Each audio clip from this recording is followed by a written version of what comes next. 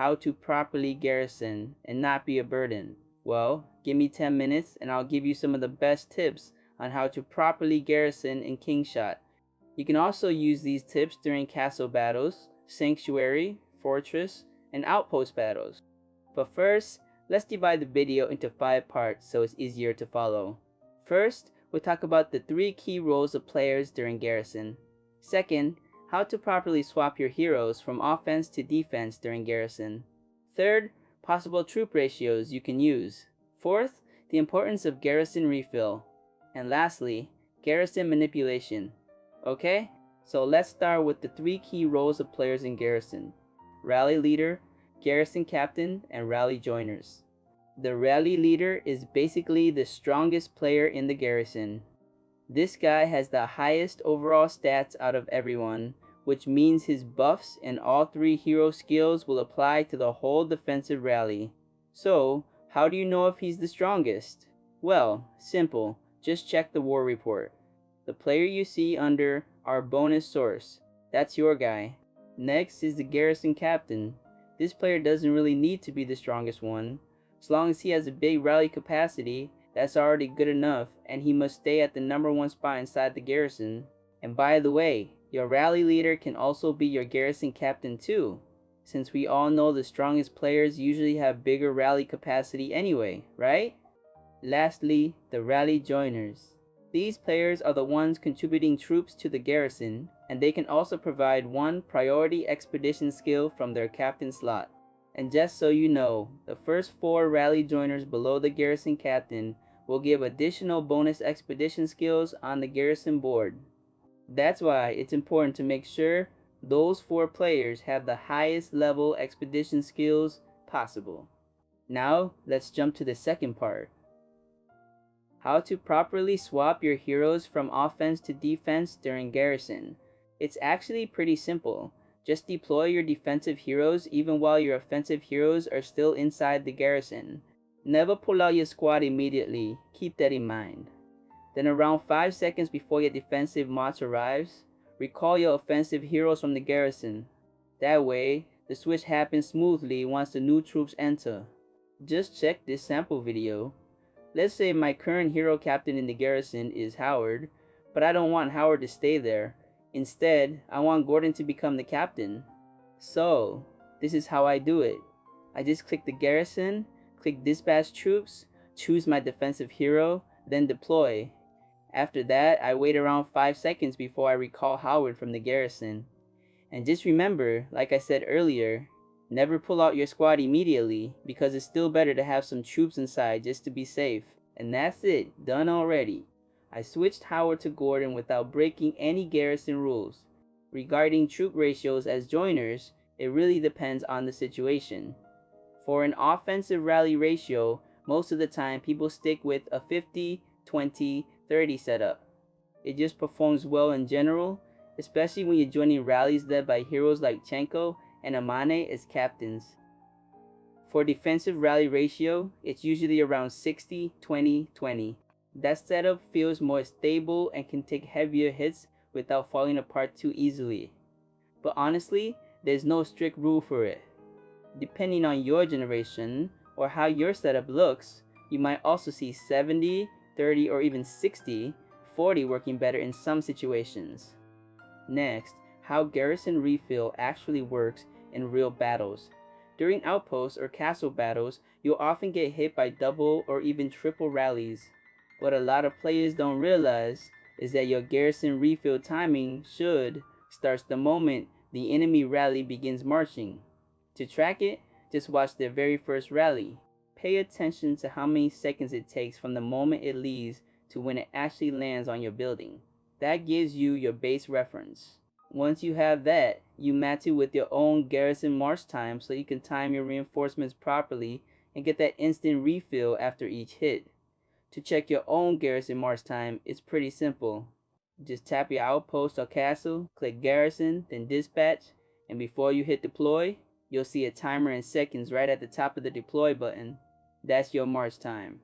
So, for example, we're defending a Garrison, and we're about to face a double rally. First, you need to take note of how many seconds before the first rally hits. That will be your base timing for when to deploy your refill. So yeah, we need a little bit of math here. Just keep in mind that you only need around 1 to 2 seconds delay after the first rally hits before you refill the garrison. In my situation, I already know the march times of the opponents. GP's march time is 27 seconds, Trashy's march time is 24 seconds. Well, GP's rally will hit first, so I need to focus on his timing and send my refill around 1 to 2 seconds after GP hits before Trashy lands. And just so you know, my own march time is 37 seconds. So basically, GP's 27 seconds minus my 37 seconds gives me a 10-second difference. Since I want my refill to land 1 to 2 seconds after GP hits, I subtract another 1 to 2 seconds from that 10-second gap. That means I should send my refill around 8 to 9 seconds before GP marches. I'm not a math genius either, but that's basically how I do it. So let's apply that to the actual battle. The goal here is for me to march around 8 to 9 seconds before GP marches. In this scenario, since we're waiting for GP to send his rally, that becomes our timer. No need to click anything or overcomplicate it. We just watch the countdown here and wait until it reaches around 8 or 9 seconds, then send the refill. Then 12, 11, 10, 9, then deploy. That's it. Don't mind the second timer, by the way. That's Trashy's rally timer. The important thing is I only had around a 2-second delay, and that's already a win for me because I know once I refill the troops, Trashy's rally will have a hard time breaking our garrison.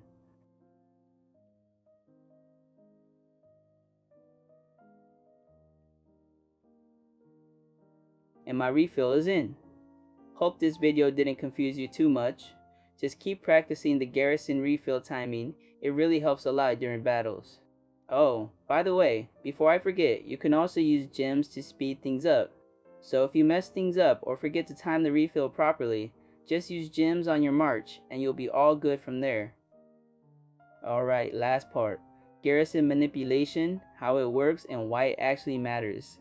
First thing, only R4 and R5 can do this. So ideally, your garrison captain and leader should be R4s since they're usually the ones handling everything.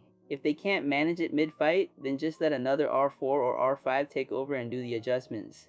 The whole point of garrison manipulation is to control who sits where in the garrison list, especially the captain or leader and the top 4 joiners. Those top 4 spots are important because they're the ones giving extra expedition skill bonuses to the whole garrison. Even though the garrison battle report doesn't instantly show which joiner skills are active during garrison, unlike attack rallies where you can see everything right away, it still works the same way. The top 4 joiners will always provide those extra buffs, but you can still verify those 4 joiners while your opponent is rallying your castle or building. You know the blue rally screen? You can check it there. So basically, you want the joiners with the highest level expedition skills sitting right below the garrison captain. As for the garrison leader, his position isn't really that critical. He can stay wherever in the garrison. And like I mentioned earlier, the leader can also take the captain role if needed. You might be wondering, how do you actually manipulate the garrison? It's basically just managing the order, by appointing and relieving the rally captain over and over. Whenever you relieve a captain, that player drops to the bottom of the list. So by doing this in the right order, you can slowly move players around and push your desired joiner ones into those top 4 spots, right below the garrison captain. It takes a bit of coordination, but once you get used to it, it makes a big difference. To wrap things up, this is the summary of the video you just watched so you don't forget it. Number 1. Remember your role. If you're the garrison leader, make sure you've got the fastest hands possible, or at least a saved formation for both your garrison and offensive heroes. Because once you capture a building, your setup is usually offensive first, right? Like Amadeus, Jabel, or Marlin if you're in Generation 2. Then right after you capture the building, you immediately switch to your defensive heroes like Zoe, Hilda, and Saul. For joiners, don't send low-level troops. Always send your highest level troops. Keep the right troop ratio, and make sure you pick the correct hero captain needed for the garrison. For swapping heroes in the garrison, Always remember to never pull out your squad immediately. Just wait for the proper timing. For garrison refill, always take note of enemy march timings and send your troops based on that. Remember the 1 to 2 second delay. Lastly, for garrison manipulation, let all our forwards practice it, so when the main manipulator isn't available, at least everyone still knows how to do it. If you made it this far, don't forget to licky that little like button. And if you're still watching, just type meow in the comments so I know you made it to the end. It really helps the channel while I keep making more videos like this for you. So, I'll see you in the next one. Adios.